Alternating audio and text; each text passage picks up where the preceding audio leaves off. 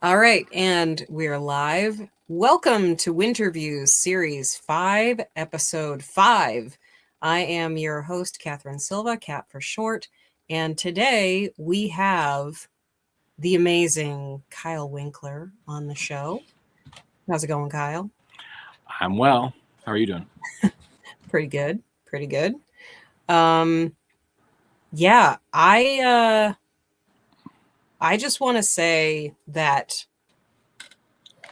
I was contacted about your work by Mike from uh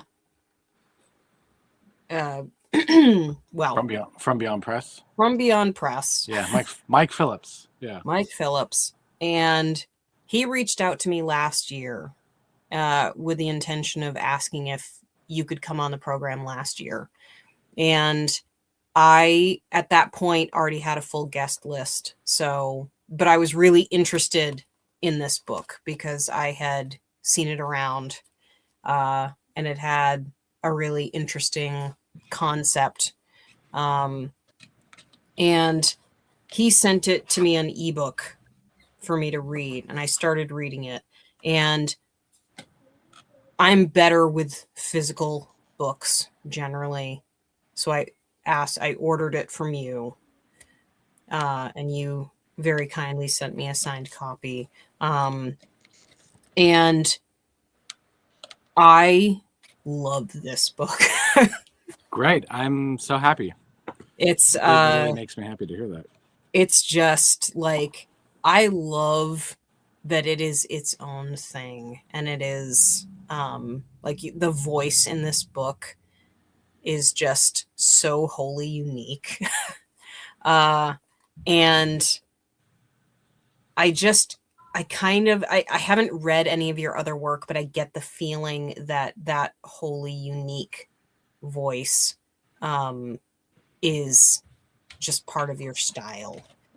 And I don't know. It Well, is that book is sort of an outlier, though, which is interesting is because it? if that's the first book that you've read of mine, I'd be very interested to see what you think after you read a couple more. I would, yeah, that one very specifically is, first off, again, thank you for reading the book and saying that. It's really kind of you. I think it's a difficult book. I think it's probably the most difficult thing that I've published, and so thank you to Mike for taking it on, taking the risk to publish it.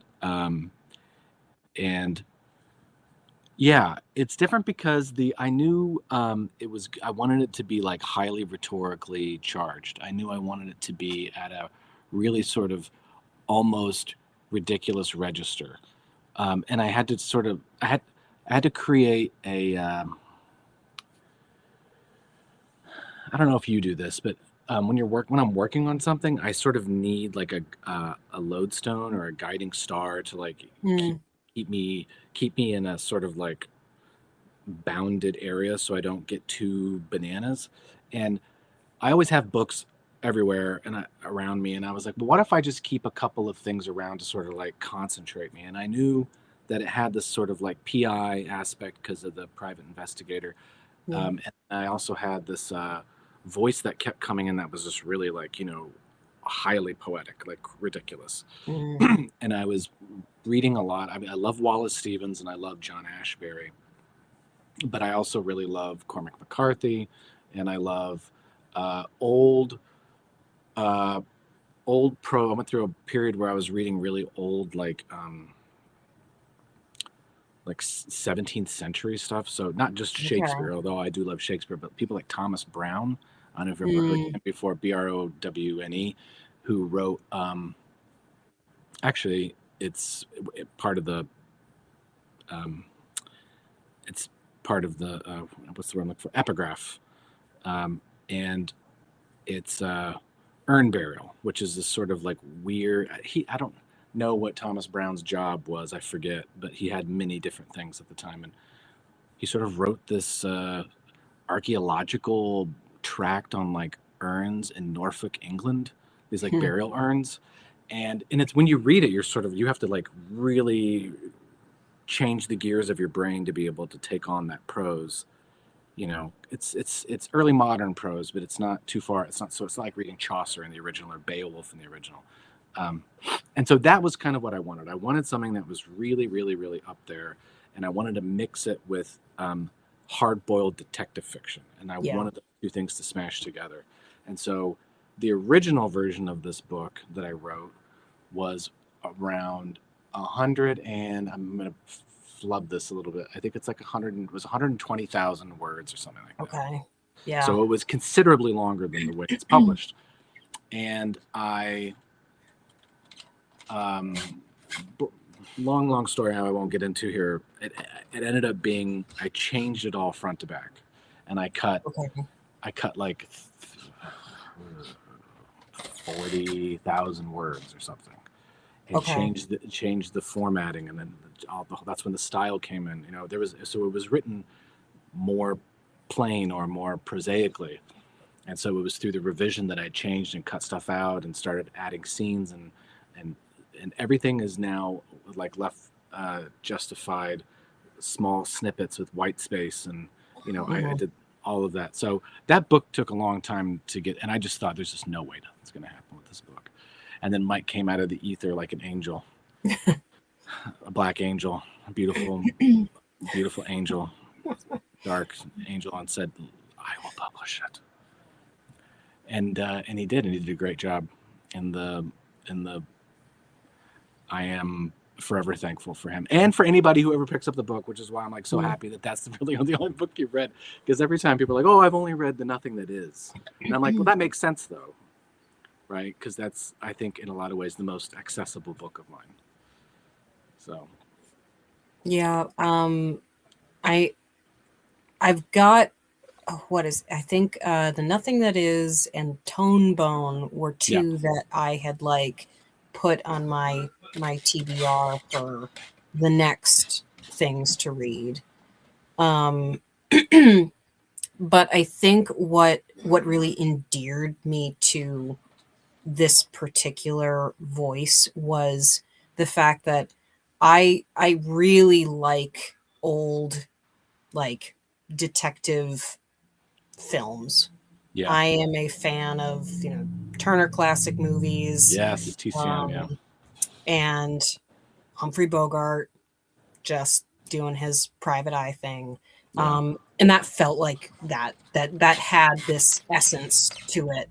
I mean, everything in the first part was just like watching one of those old films. And your pacing is like, it's so good because you feel like you're moving at a really, like, you're jogging through this whole thing, but there are these sentences where it feels like you've stopped and you're seeing everything around you and you have a moment to sort of breathe. It's really, I don't know if I've ever experienced that in a book with that has had that pacing that just sort of keeps itself at a jog the whole time. And I really liked it. yeah. So I'm glad that you caught that. That was, again, really, really hard to maintain, because you have to, I mean there are authors do this all the time, like mass market authors, or like thriller authors or something, like David Baldacci, or I don't know, I'm trying to think out, like Doyle, what's up? I'm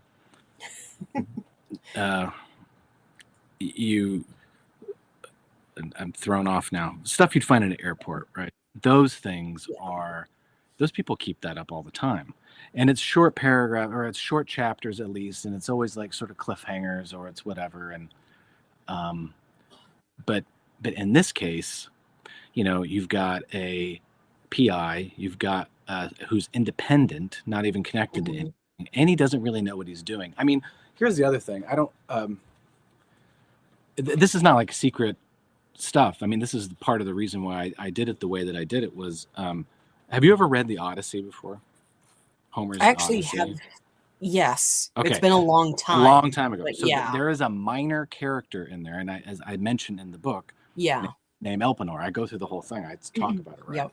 And Elpenor is like an idiot, right? Because he's one of Odysseus's men. He drinks too much when they're on the island with Circe, who is the witch that kept Odysseus and his men there for years and years and years. And he gets drunk, and he's on the roof of the witch's house, and he falls and breaks his neck and dies. And then it's not too long after that they end up leaving. They finally leave, right? Mhm. Later in the poem, Odysseus is trying to contact the underworld, and one of the first people that he comes across is Elpenor. Mhm. Elpenor is like, please, please, please, bury me the right way. He like begs for this whole thing, and help out. And Odysseus says he'll do what he can, etc., and then moves on to talk to other more important people. But I always thought that was fascinating that this guy was a part of this. This goofball comes Mhm. back into the poem again. And I thought, wow, what a great name. Someone who probably was trying to do something good but screwed up, and was close to someone who was actually interesting and cool but couldn't make it. And I Mhm. thought that'd be great if this guy was like that, right? He wants to be great, but he's Mhm. kind of a dumbass. Like in the end, the main character kind of Mhm. screwed stuff up, and that was part of what I wanted. The other part I'm glad you mentioned was like TCM was, I love James M. Cain. I love Raymond Chandler, Ross McDonald, all these like hard-boiled detective novelists, and I love the movies that are based off their stuff too. And that's what I wanted that as well. But then I wanted to smash that together with cosmic Yeah. horror, which, I'm sure has been done somewhere, but I was like, I don't know. I can't think of anything off the top of my head. Yeah, I can't either. But speaking of which, our topic today, which I didn't actually say, is cosmic horror. Big surprise, and and cosmic horror is basically sort of the discovery of understanding that you're suddenly somehow so much smaller in all of the bigger things that are going on around you, and and that's a very humbling, sometimes terrifying thing, oftentimes mostly terrifying in horror. um and With Enter the Peerless, there is this consistent feeling of danger at every moment, even when our characters are uh, haven't really reached the cosmic portion of the horror. Um, and one of the ways I feel like that the pacing helps with this, but also just the way that this is written is there's no chapters. and No, I and I do want to ask about that. sure. So why did you do that? Why are there no chapters in this book? Why are there no chapters? There are section numbers, but that really doesn't do much. I think it doesn't really act as chapters. Um, I have no problem telling all of my secrets. When I was revising this, it was in chapters. The language was there. It was in chapters, but I wasn't happy with it because I suddenly realized these chapters don't mean anything anymore. And I don't remember how I got onto this, but I was oh, okay. I think I remember what it was. I was teaching a class um, of American literature, and I was teaching The Road by Cormac McCarthy. Okay. And if you've read that book, it's very Yeah. short. It's like 260 pages or something. And there's no chapters. There's just small little sections, right? And maybe the longest one's like a page or something, and the Mhm. shortest one is like 2 or 3 sentences, and it's just separated by white space. And I was reading it again, and I was just so moved by the book again, by the story. It's just so wonderful. Well, sad, but it's a good Mm. story. So sad, and I was and how his language in that book from previous books was toned down. It was still him, but it was really toned down compared to what he'd done in the past. And I really liked that. But what I really liked was the way that he wasn't fooling around with chapters. He was just giving you a little bit and then letting the white space speak for whatever that might mean, and then going to another scene. And I thought that was really powerful. That I came to really appreciate that. And not that he's not the first to do that. Other people have done that, and I've read plenty of books that did that. But for some reason, the way he was doing it sort of just spoke to me. So I was like, well, maybe that's what I need to do. So I tried that, and I liked it, and I thought that is working for me, and it was something I started crafting and honing and working on and doing that. And then once that got to the place where it was, I realized I don't want it to be unbroken. So I chose, it's in 4 parts. I did this and said 4. I'm a moron. And I thought that was fine because I did want to have some sort of a break between the first part of the book, right, which is sort of outside, and then when they go into the pocket universe, I wanted that to have a break. So so that's why I did that. And I do think it's exactly for the reasons that you said, Kat. It is all about tempo. It's all about pacing. And I think a lot of people forget that it's so obvious that reading is a visual medium for many of us that we forget that the way that the words and the paragraphs and the pages are laid out is a huge part of what makes someone draw their eye across it. You know, I also, in my day job, right, I teach reading and writing, and you read these scholarly articles that are people who are like basically in the same job as me. Their research is they study how people read, and what they study is the people's eyes move across the page, right? And that I'm like, we have to keep this in mind, I think it's a really I don't know, I don't hear a lot of people talking about paragraphing. Do you know what I mean? Like there should be more obsession with like paragraphs and when white space appears and why it doesn't, or gaps and chaptering. That'd be really great to read. I know there actually is a book recently out about chapters, but talking about chapters, like why is a chapter this length? What's it supposed to do? What's its job? The stuff like that, because that has everything to do with pacing and tempo. I'd be interested in reading that. I mean, and you've mentioned it already a couple times. It's like, if you read a book and it's really slow, it's going to have to do something really spectacular to keep you going, right? Yeah. And if it's not, if the pace is fast, you're willing to indulge a fast, bad book, then you are a slow, good book. And so it's just kind of about how are you gonna shape that? How are you gonna visualize it? When you kind of brought this, when Mike read it and said he was going to publish it, did you, or did how was the process of making sure that the visual component of how the book read, how did you two collaborate on that? Or was he, Mike had a lot of ideas originally. And I think one of the things that I definitely wanted, and now I'm trying to think of how it looks. Can you open up the book to the page where they go into it's like page 80 or something, where they go into the other world? 50. 50, yeah. Can you here when you get the gray square? Yeah, and then what happens on the next page? Next page, gray square.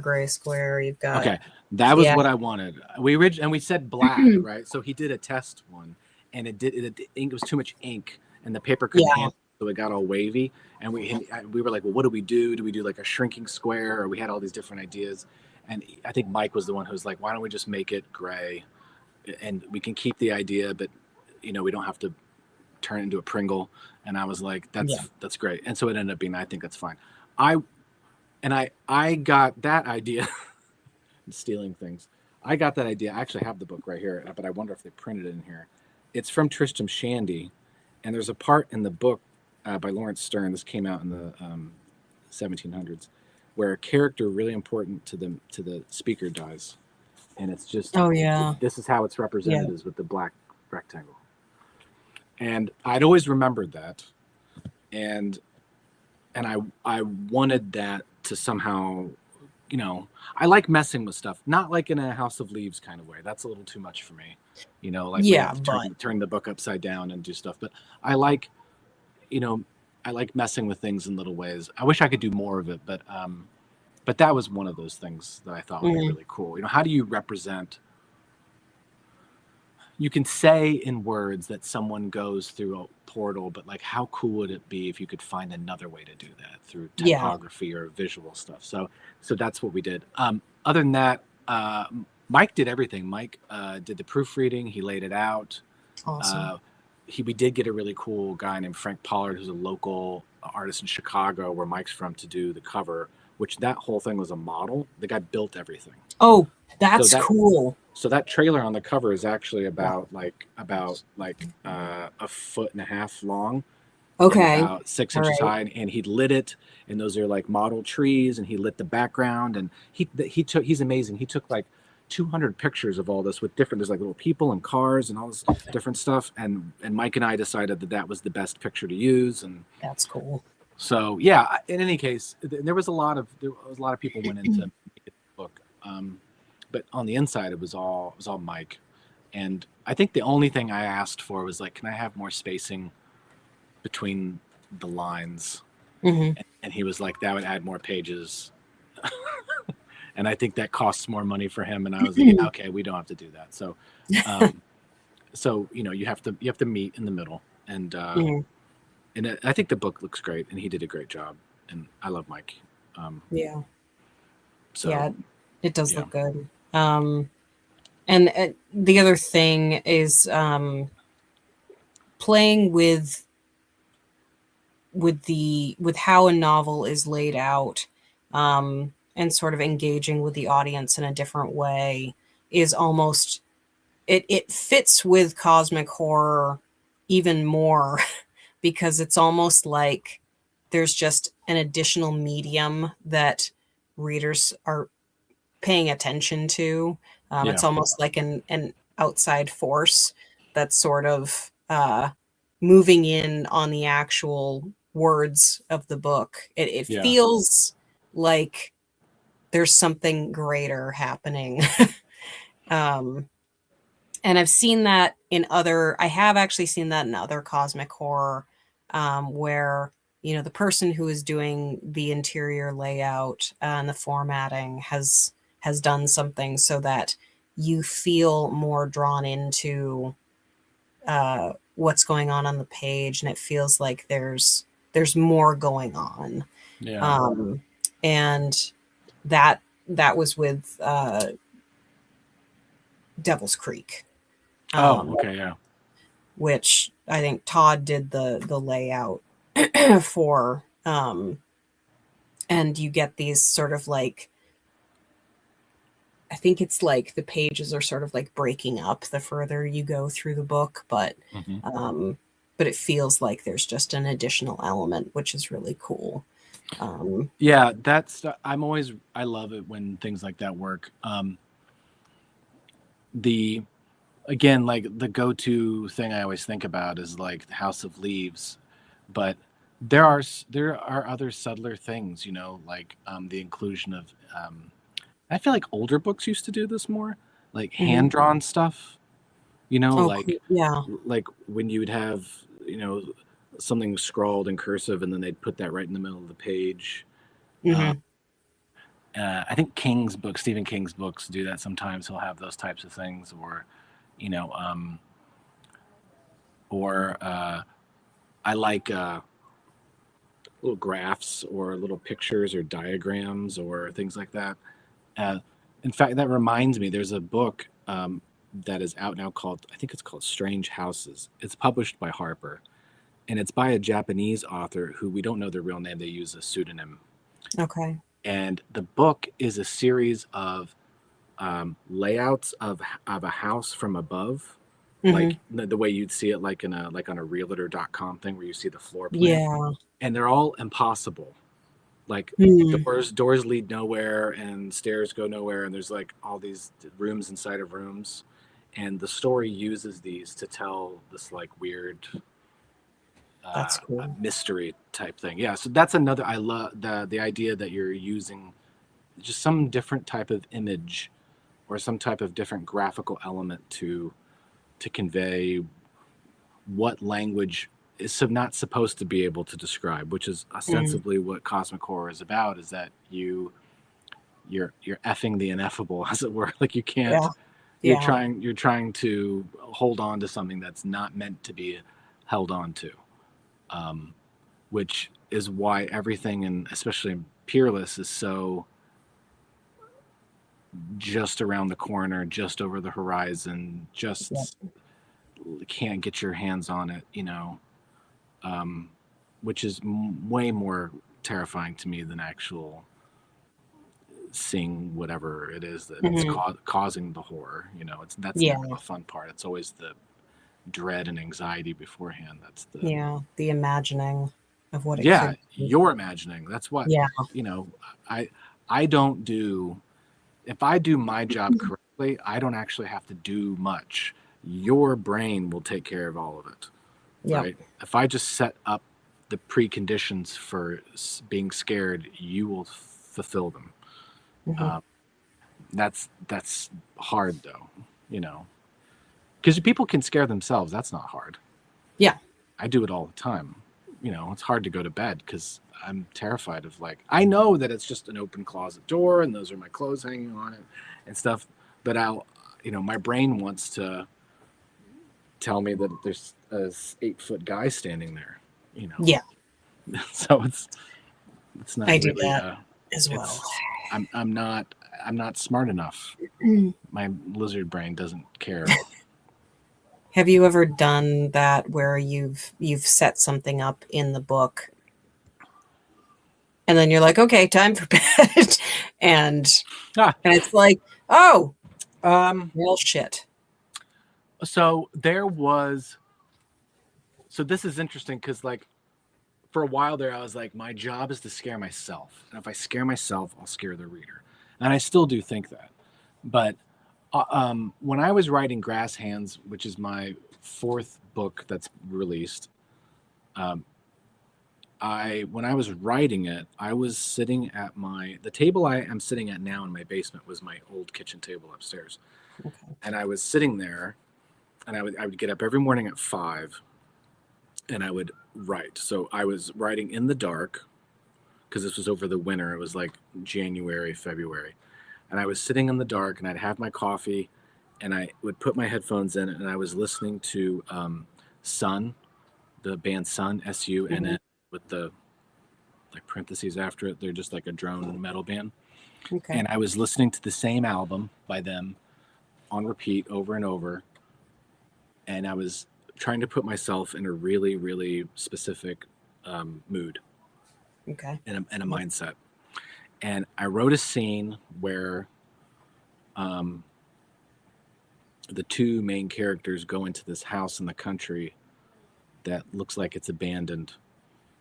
And they go upstairs and they find a family that is uh, all seemingly dead under a big blanket of moss over their bed. Mm.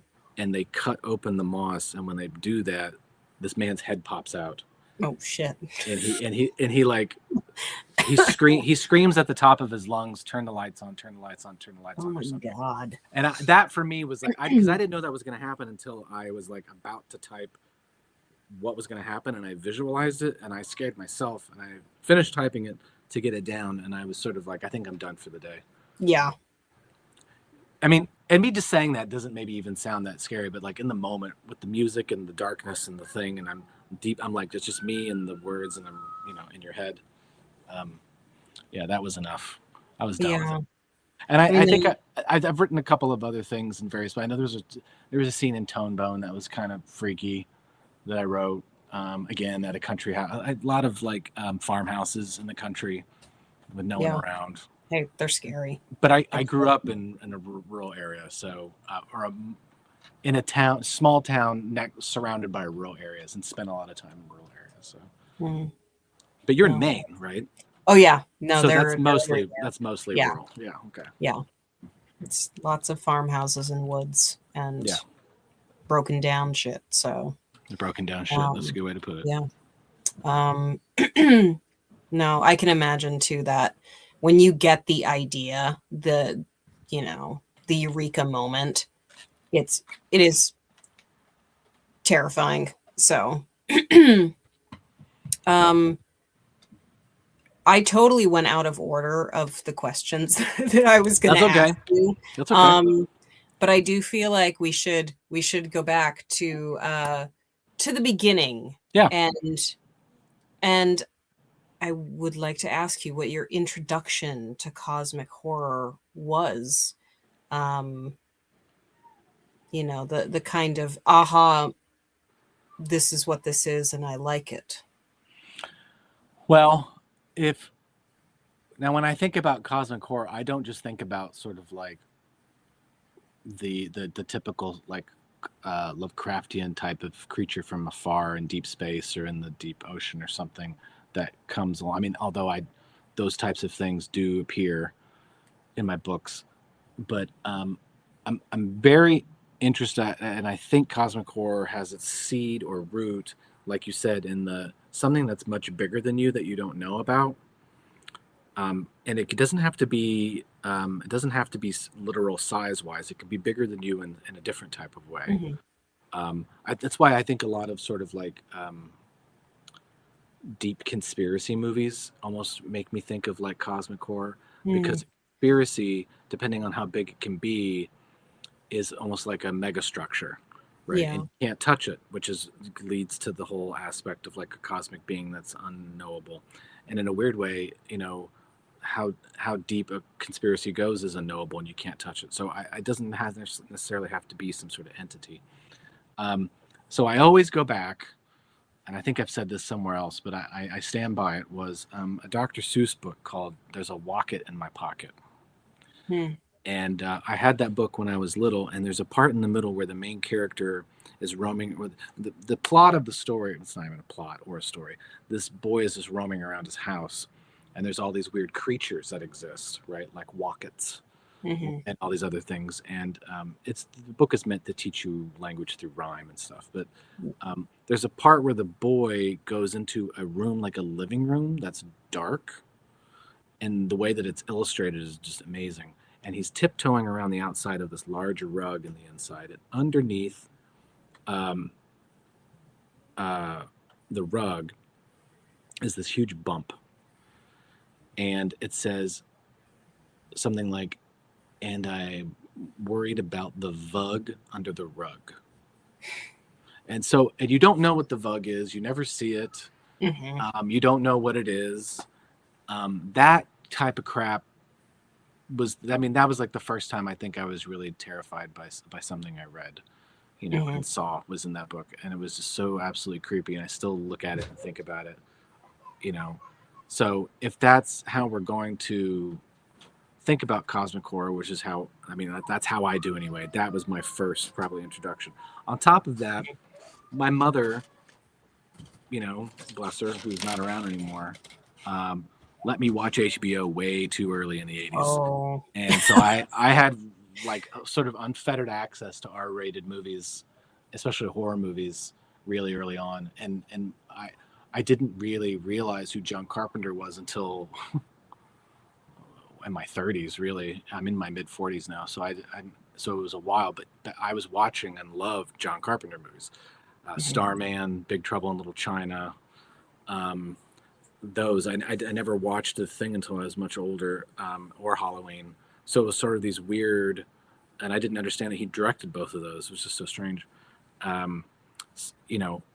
Neither of which I think are particularly cosmic horror, but are just sort of give a weird vibe. But yeah, that's the first one. Is that a good enough? Is that good an answer, or do you want like? I didn't know if you want like an adult. No, that's awesome. I love. because there are people who are like, oh, I read a Stephen King novel when I was 11, and I was like, I'm jealous of those people to some degree. But I was too scared to read King because my parents, who again, right, my mom read a lot, my dad read a little bit, and what he still had around was on this like headboard above their bed, and with the various books, there was a paperback of Christine, which he really loved because Christine was full of like all these music references from when my dad was a kid, so he loved that book. But on the cover, and people can look this up, okay, you can type this into the Google image search. The paperback of Christine he had was like a chrome skull, like screaming across the cover. And Christine was written in chrome too, right? And I look at it now and I'm like, this is not scary at all. But when I was a kid, a tiny kid, that scared the shit out of me. So it was things like that. I was always manifesting and creating my own mythology for these things, even though they didn't have perhaps any connection to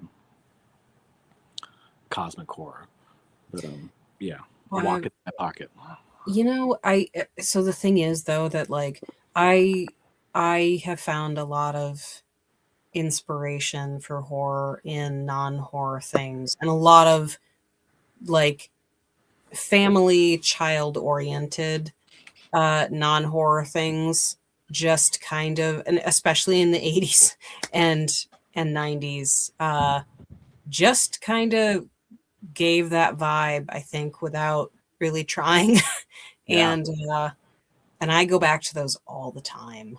I think that those are some of my favorite things to think of when I want to think of horror. Can you think of one off the top of your head? Is there anything that you go back to that you like from the 80s specifically? From the 80s, I mean, I was born late 80s and I grew up in the 90s, but I did watch some of the 80s stuff. And I mean, Never Ending Story, Return to Oz. Those are my two. Those are my two big ones, right? Yeah. What do they both have in common? They both have little kids who are alone. Yep. And it's not really a surprise at all, right? Gen X still likes to say like, oh, we were the latchkey kids. It's like, okay, well, millennials were also latchkey kids too. Up to that point, because I would come home from, third and fourth, fifth grade and be by myself in the house for hours before my mom got off of work or my dad, whatever. And so you're always fucking around, like doing stuff you're not supposed to do. I tried a cigarette for the first time then, and going around the block and going places you're not supposed to go and watching things you're not supposed to watch and getting in trouble. And the reason why that sort of period of late 70s into like late 80s, early 90s was such a rife period for horror, I think, is because Reagan, which I can get to a whole nother rant about that. B, though, is because we were left alone, because kids were left alone, and because we were left alone, there is a sense of there's immediately more danger. There's a sense of risk. There's a sense of you have to use your imagination to come up with stuff. It's not like there was video games there and their own versions and TV and all these other things, but like there was a greater sense of like kids were still going out and playing with other kids, and you were running around the neighborhood, and depending on where you lived, and I think it comes down to the sort of loneliness of the child, or the aloneness, or the solitariness of the child, I should say. And I think that's why it seems so creepy, and that's why I love that type of stuff. Is anything from the 80s where a kid's alone and they have to deal with it, like that's the ultimate. So I see exactly why you're saying that, and I also agree with you and applaud your statement of like things that are non-horror often give off more horror vibes sometimes. And I still have to think through that about why that is, but I do agree with you.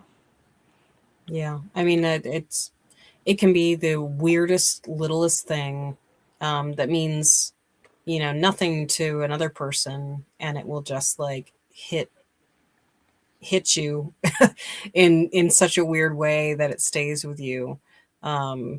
Like I I remember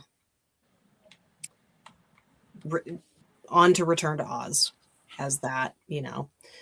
I loved that movie, and we rented that movie a lot as a kid. And my brother hated watching that movie Because he was scared. because he was scared of it. But I wasn't.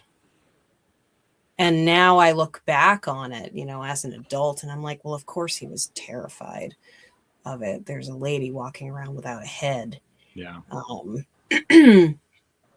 But that's the kind of thing that, like, that wasn't something that frightened me. It fascinated me. And that's the other part of it, is it's not just like, this is scary. It's like, you want to know how everything ticks. And that, I guess that also sort of factors into the wanting to write about something bigger and sort of beyond what you know. So, Well, you try anyway. I mean, you try, yeah. That's you. One of the things that I think is most difficult about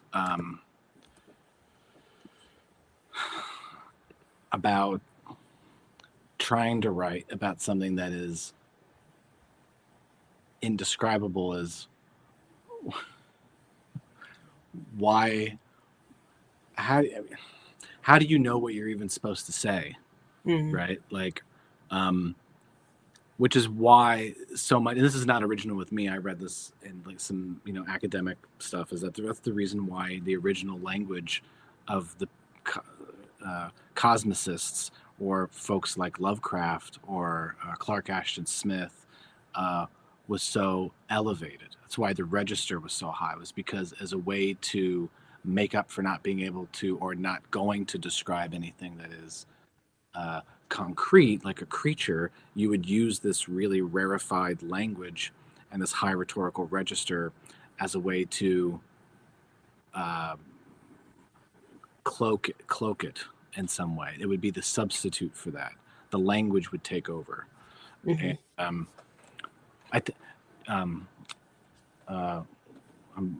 why am I constantly blanking on names? Don't turn old, folks. Don't get old. There is a scholar who, in a big science fiction and fantasy and horror guy, who writes about this stuff, and he wrote a book called The Darkening Garden, and in it, the word that he uses to describe this is fustian, which itself is a really high rhetorical word, Fustian, and that word means the exact type of language that Lovecraft used in his stories as a way to, like I said, substitute for something like a creature or some sort of cosmic entity or something. And I think that might also answer part of the Clute. John Clute is his name, Clute. I knew I'd remember it. That might answer some of what you were talking about with regard to the language in Peerless, right? Like, you want that there as a way to substitute for what I can't give you in a visual sense, you know. So, but movies get away with this so much better than we do, because they get to have both language and the visual aspect in a way that we can't, and it's very jealous making, but it's just a different world, different medium, obviously. Yeah. I meant to ask this at the beginning also, and I forgot. But I was going to ask you, is Enter the Peerless the only cosmic horror that you've written, or are your previous works also? I would say so. The Nothing That Is and Tone Bone, which are both kind of related books, you don't have to read them in order. It's just there's a character that is shared between both of them. Tone Bone is the one. She appears for like 6 to 7 pages in The Nothing That Is, and then I wrote a whole book about her. So if you read one, you'll like the other, but like I said, you don't have to read them in any order. I mean, I have a couple of cosmic horror stories in my short story collection. Opain. Grass Hands is more of a sort of fantasy, and people have Mhm. described it as sort of like horror fairy tale type, which I think, Okay, yeah, that's cool. that seems fair. Boris Says the Words is a much more science fiction slash horror, but it's not actually. I shouldn't even really say horror.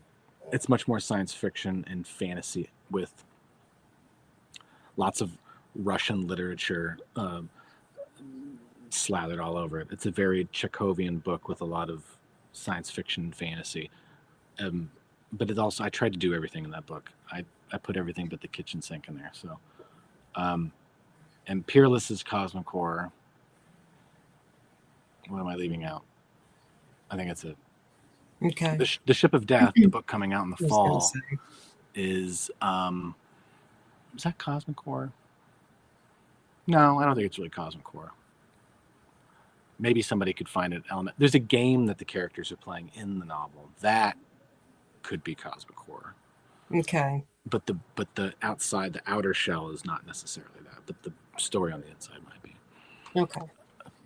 So I was kind of getting the vibe that there was a cosmic horror element to it, just from some of the blurbs that you had received, but well, that's because, and I didn't mean to interrupt, but like because so much of the story is a character act, doing like a DM telling the story of what's going on. oh, So you have there's like two layers going. There's the outer main story, and then there's like one of the characters telling a story of their game aha, inside the thing. you've So got nested narratives. yeah, in a sense there is. And then there's, then those characters tell stories about other people, and so that like goes down that way.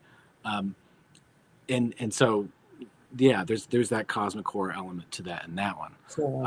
Because those are all about, and I'm going to mention a name here, is I borrowed some of these like godless gods, like gods that don't exist but are there. I call them intensities in the book, from a friend of mine who's a horror writer named Edward Callahan, and he wrote a really great book published by Castaigne, which published Tonebone, called The Histories of Mago, MGO. And I Hmm, used Mago I asked him if I could use it in my book, The that's Ship of cool. Death. And he was like, yeah, man, go for it. So I used that and I messed around with it. And that's that idea. We kind of were like mind melding, sharing two things. And I wanted that to be there. Actually, I don't know. I don't know what he has a whole different thing. He's so good with that stuff. There's so many good writers. Yeah, that's the cosmic. Then the book after that, The Substitute Teacher, which is going to come out in September 2027, that is cosmic horror. Oh, That I sweet. very much am. They're both found documents, but that one, the Substitute Teacher, is definitely cosmic horror. Cool. All right. Yeah. Nice. Um, is that coming? Is that Hatchet? No, they're both Harper. Harper. God, I got the H's mixed. No, Excuse you're me. good. Well, Avon A is the imprint, which is it's a new imprint, and so if you haven't heard of it before, that's probably why, because it's so new. Avon A, but it's owned. HarperCollins is the bigger, right, umbrella company. So Um, I quickly wanted to just touch on we talked about how you write the sort of unknown, the bigger entity or not entity, whatever the unknown is um in your cosmic horror, but let's talk a little bit about creating your sort of protagonists and all these characters that find themselves sort of like sucked into this larger story. Right. Um, how do you approach creating memorable protagonists who are thrown into this unknown?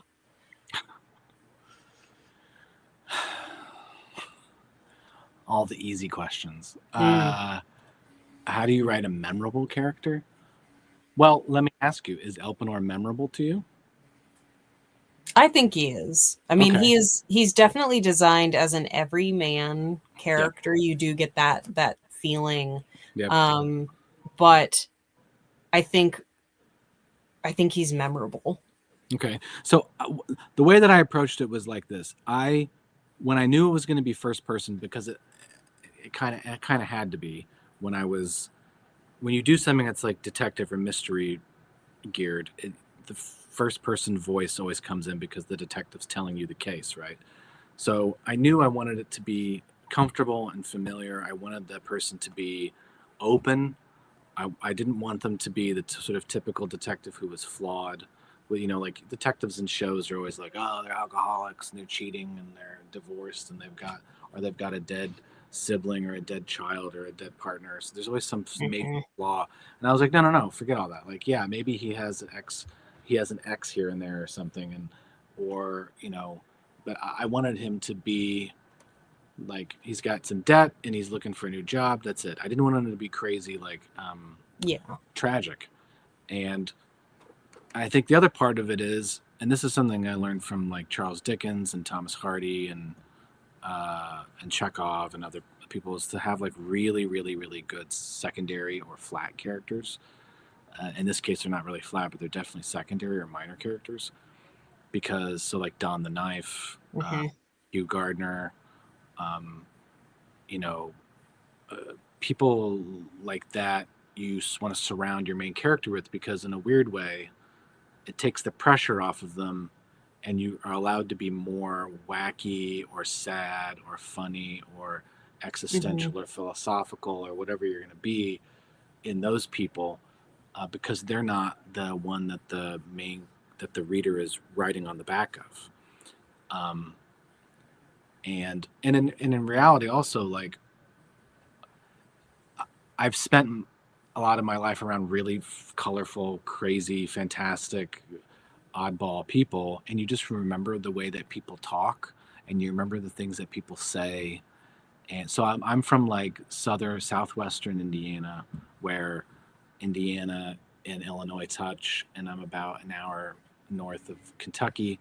So it's a very specific area, and I was always around a lot of people who were like, people are very open and warm and honest down there, very welcoming most of the time. And that's kind of what I wanted to copy, because the book takes place in Indiana. It takes place about an hour north of where I was born. Hmm.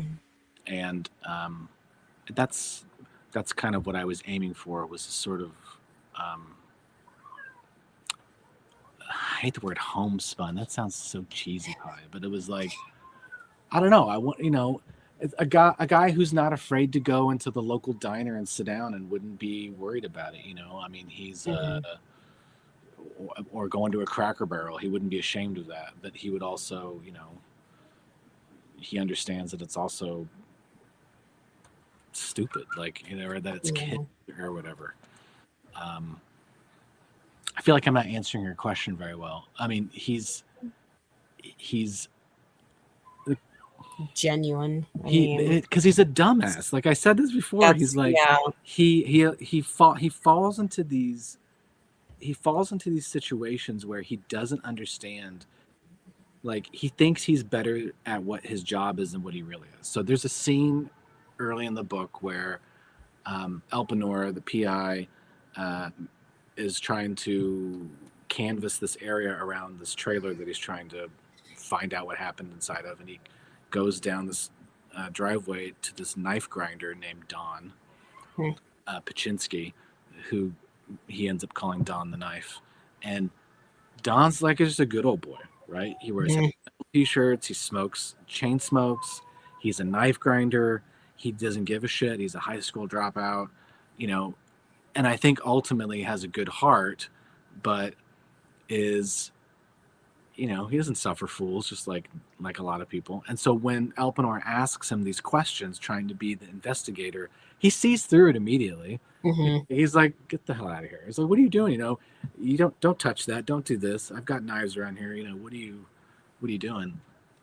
He just doesn't understand it, and I think that's part of it, is like allowing the character to be both earnest and flawed at the same time. Mm-hmm. I had never thought about this before, so I'm just thinking all this stuff out Yeah, loud as it's going that's on. great. So, but that's I think part of what it is like, he really wants to try to help, but he's just so fucked up. He's so bad. He's so bad. He's so bad at it, but he really wants to do it. And I don't mean like Michael Scott level of like messed up. Like that's different. Like ultimately that character, like Michael Scott, is a clown, as opposed to like Elpenor is more of ultimately a tragic figure, but like I said, one that's has an open heart and is warm and that type of stuff. So Yeah. Well, that answered the question. Yeah, I wish it was more concise, or perhaps maybe formulaic or something, but I can't think of anything. But then that doesn't feel like, something about that just doesn't feel like as authentic as I know. having to answer it on your toes. Go now, answer it. Actually, I just saw this. We got The Darkening Garden is now reprinted. Include Stay. Good. Yeah. I have Stay in ebook, and maybe that's where I think that's where I first read it, actually. And then I found someone online who had a PDF of the like limited edition print version, and they sent that to me. I'm sure that's illegal, but sorry, I don't care. I can't. Whatever. And if you want the PDF of The Darkening Garden, let me know. I'll send it to you. I mean, I'd be interested in it. I'm I'm just trying to take in as much as I can right now. I'm trying to read everything. That's an endeavor. Well, yes, it's one that will fail ultimately, but no. Well, none of us are going to read everything we want, right? No. I'm literally sitting in a stack of books, and I'm looking at all of the books on my bookshelves down in my basement, and I know I'm never going to get to even half of them, So, but I'm willing to fail in that mission. That's a mission I want to fail, I guess. Yeah, that's the thing, is like I want to at least try. And then there's another okay, I will send it to you, Matt. So as I did want to talk a little bit more about the upcoming book, because it is coming out towards sort of like in the fall, right? Yeah, September 29th. And I just have to ask, because it's so fucking rad. You got a blurb from Will Wheaton. I did get a blurb from Will Wheaton. Like, that's so cool. Yeah, that really satisfied a small, like the child who watched TNG and reruns every day after school part of me. I mean, I have the little figurine of Wesley Crusher in my room. So cool. It's not like prominently displayed, but like sitting in a bowl with all the other TNG figurines that I had when I was younger. When we were thinking about who would blurb the book, obviously you make the list of all the names, all the dream names, and I was thinking, I really want someone from quote unquote nerd culture, and the reason why was because in the last few years I really have been deep into playing a lot of games, like TCGs, like I played a lot of Magic the Gathering. I don't play so much anymore, but or LCGs, living card games like Arkham Horror, and nice.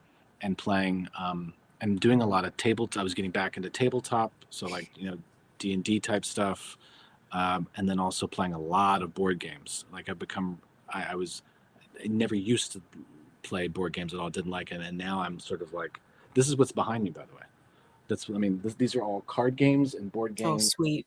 and it's just stacked up. This table is where I keep all my stuff, and it's underneath the table too. From over here to over here, 6 feet is just like games, stuff that I haven't even been able to open up and play yet. So, but I really, really became invested in playing board games and really loving it. And what after Will Wheaton was off TNG, he did some really great movies.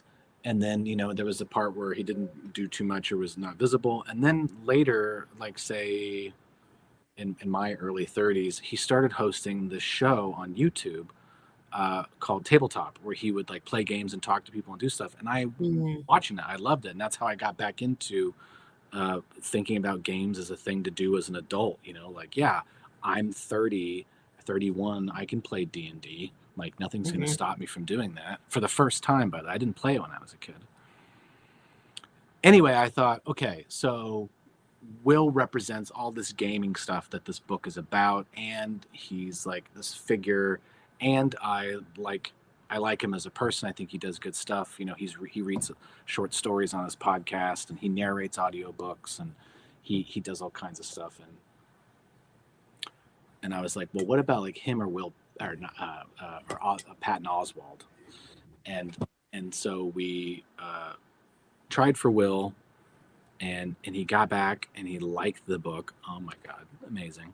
And then he said he'd blurb it. Oh my God, crazy, right? And then he just gave this fantastic blurb. It's just so good.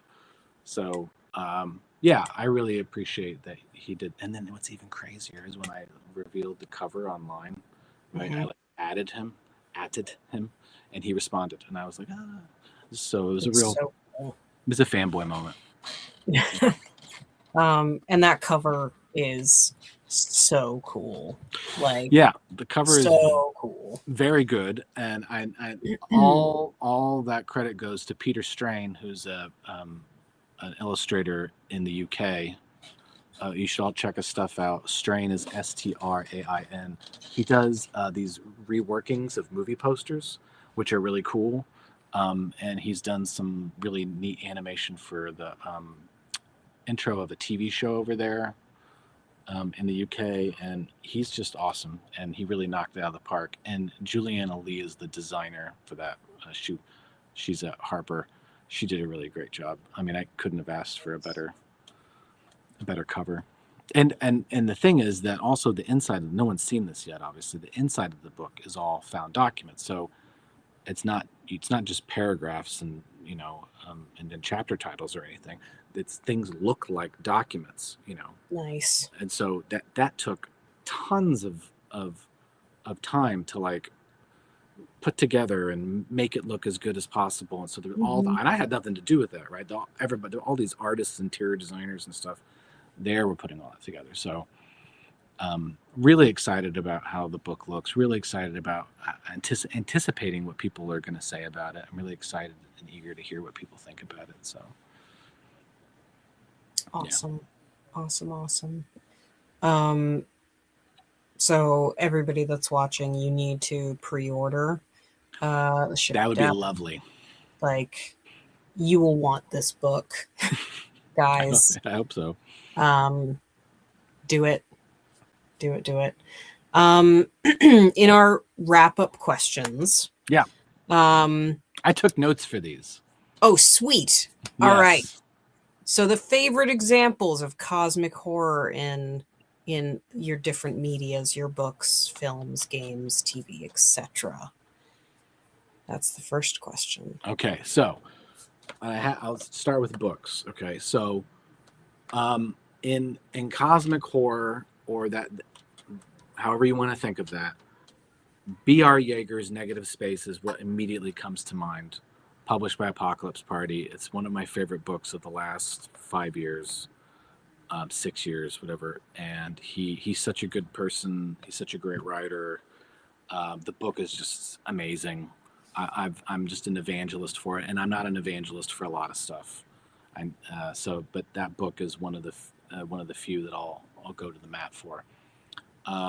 I mentioned earlier Clark Ashton Smith. Clark Ashton Smith was one of the big three Weird Tales writers in the early 30s, along with Lovecraft and Howard, Robert Howard, who did the Conan stories.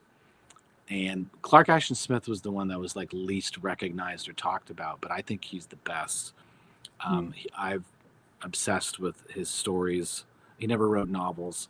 He wrote just short stories, and many of them he wrote in a very short span of time. It's like I think maybe 4 or 5 years, and he was just producing. It was prodigious, is the word, really. Mm. And his stuff is just.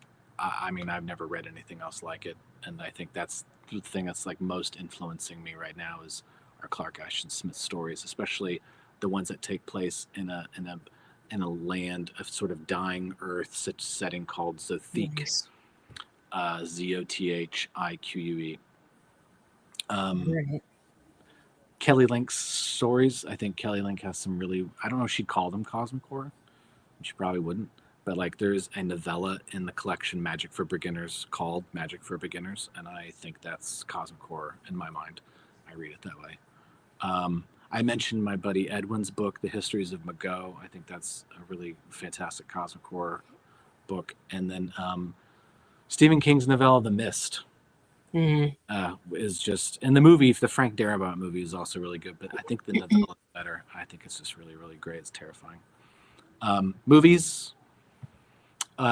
There is Benson Moorhead movie, The Endless. Yeah. Which is just like crazy. I love The Endless. The tug of war scene is absolutely terrifying. Yeah. Mandy. Yes. Panos Cosmatos. Oh my God. Carpenter's the Prince of Darkness, In the Mouth of Madness. Stuart Gordon's From Beyond. The movie with Michael Shannon called Take Shelter. Have you ever heard of that? I have heard of it. I haven't seen it yet, but a lot of people probably say that's not cosmic horror, but I think it is. I think that movie is cosmic horror. I love that movie. I don't hear enough about that movie.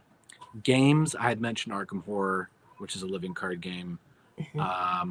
I think that you play a detective, or you play one of the types of characters that would appear like in a Lovecraft story, and you have to like you play them, and you have cards, and you like move around, and it's fun. It's creepy. It's never as terrifying as I want it to be, but it's still fun and creepy. TV, there's too much TV, and I can't focus enough. But I always thought that I was both satisfied and underwhelmed by True Detective season 1. I was satisfied by what it did, and I liked what it did, but I also wished it would have just gone a little bit farther and done just at least one scene that was a bit cosmic horror. But I still consider it cosmic horror. And then you didn't mention comics, but I'm going to say Alan Moore's, like one of his final series that he did was called Providence, and that was about Lovecraft.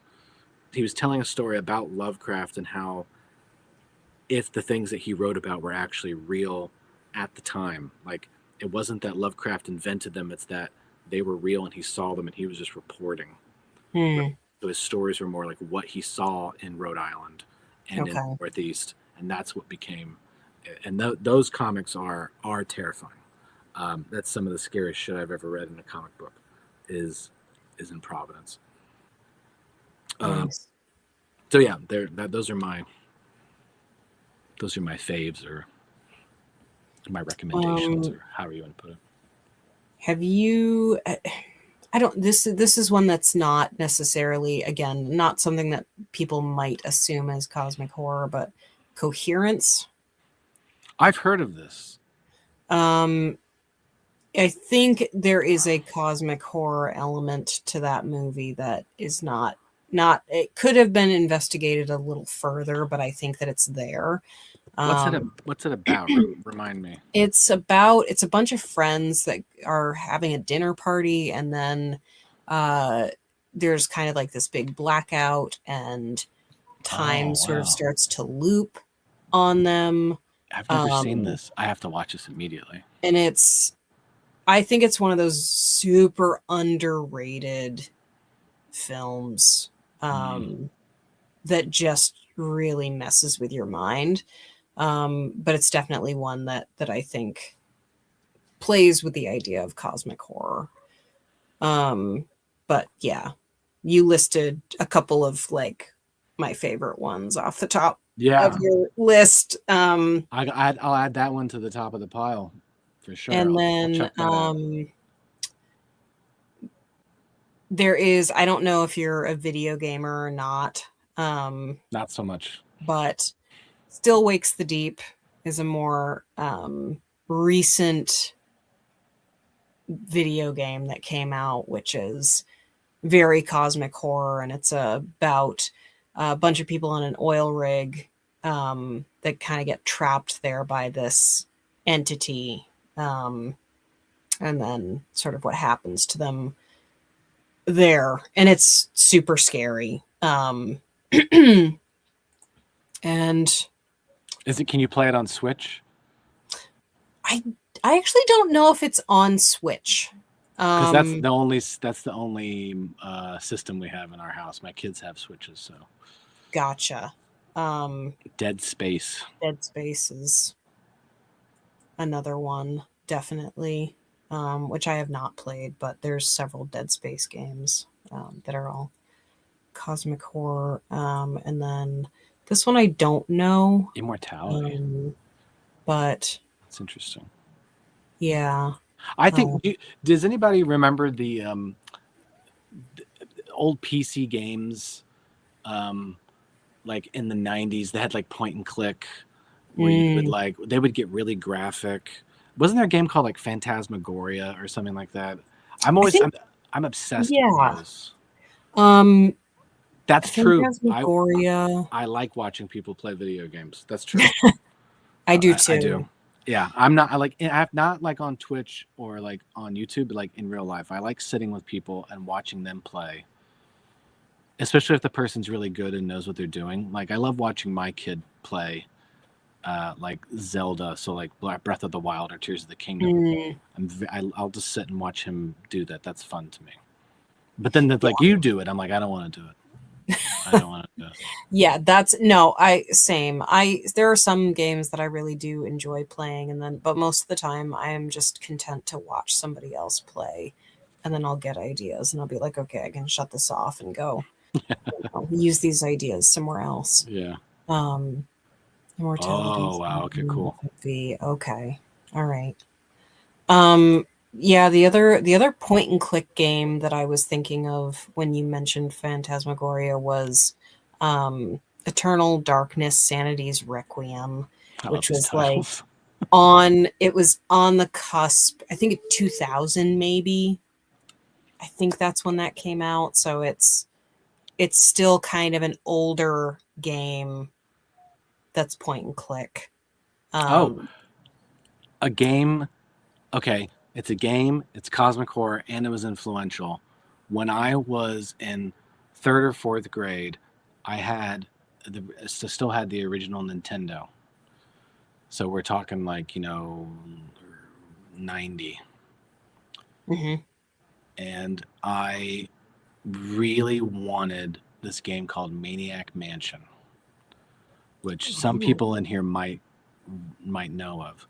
I don't know that And there one. was also it was a live action show, and I think they even had a cartoon. There's like a bunch of versions of it, but the the the story of the game was that this meteor lands, and that this mad scientist uses it, and it is like radioactive, and it does all this crazy stuff in this house. And one of them is there's like this tentacle that comes alive and it moves around. And so, and you're one of these like teenagers that have to go into the house to go save somebody, and you have to stay away from the tentacle and the mad scientists and all these other weird plants are alive and all this other stuff. And I remember being really scared by that game. Like that game really freaked me out. The live action TV show was kind of goofy. Joe Flaherty was in it. He played he was from SCTV and of Billy Madison fame, or not Billy, Happy Gilmore. Um, Maniac Mansion, the sequel, The Day of the Tentacle. Yeah, exactly. There you go. All that stuff. Those are that was that was rather formative for me. Scary, weird, but also alluring. Mhm. Yeah. And games always were I got too nervous and freaked out, I'd throw the controller or get really pissed off or wouldn't want to finish it or cry. Yeah. And my parents would be like, hey, you're done. And I never regulated enough to go back to it, I guess. But I always No, liked watching my friends play. So that's, I mean, I understand that because it's like there is such an addictiveness to playing where you just like can't not want to keep going, but at the right. same time, the frustration level gets Gets pretty high. agreed. Awesome. There are so many more things now added to my my list of things to watch, read, play. Yeah.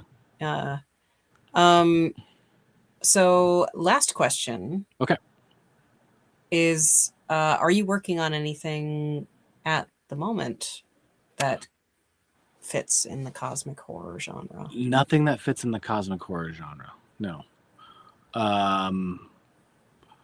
So I did a lot of writing over the last 6 to 8 months, like a lot of writing, multiple books, revisions, going back to polish books I'd been working on previously, and I wouldn't say I'm taking a break, but I'm kind of giving myself some space. Mhm. And when I do return to writing something, it's a novel that's not.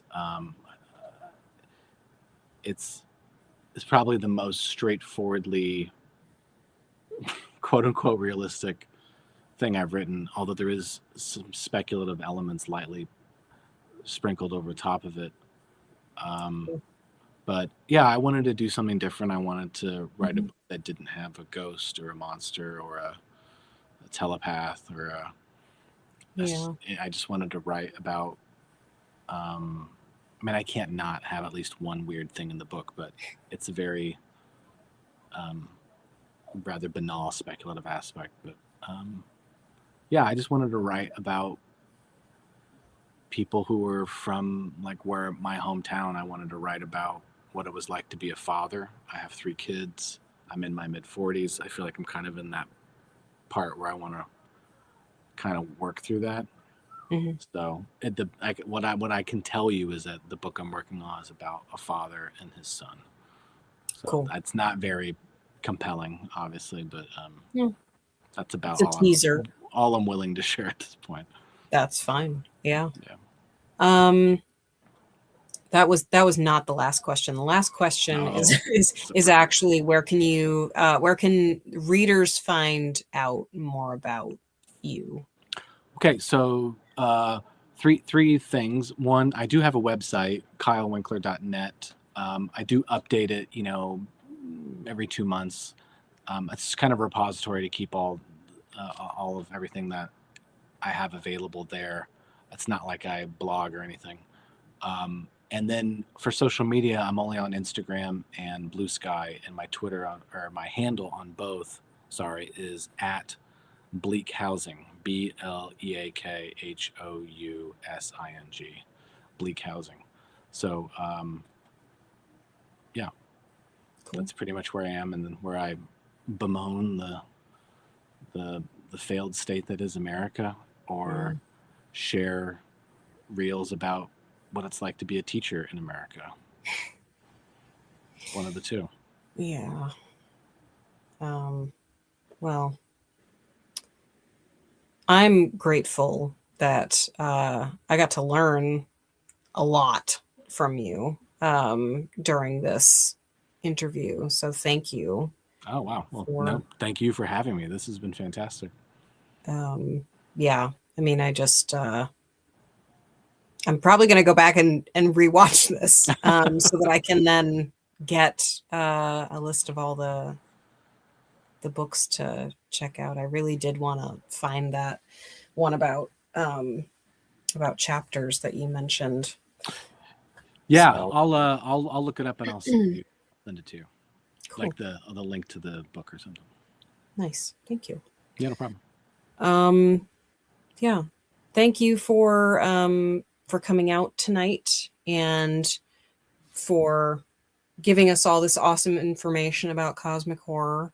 It was a very nice time and thank all of you in the chat for being here and for hanging out and giving us more cosmic horror things to look for, to watch and read and check out. And we're actually taking a break next week from Winterviews because I'm going to AuthorCon in Virginia. Jealous. It's the one time that I drive south outside of New England during the year. So I will be there instead of back here in Maine where it's nice and cold. And then we come back on March 5th to interview Tanya Pell. And it's a mystery topic. It's a mystery, even to the both of us, what we're going to be talking about. Those are the best. So just stay tuned for that. And I hope you guys have a fantastic night and a fantastic couple of weeks in between. So we will see you back here in March.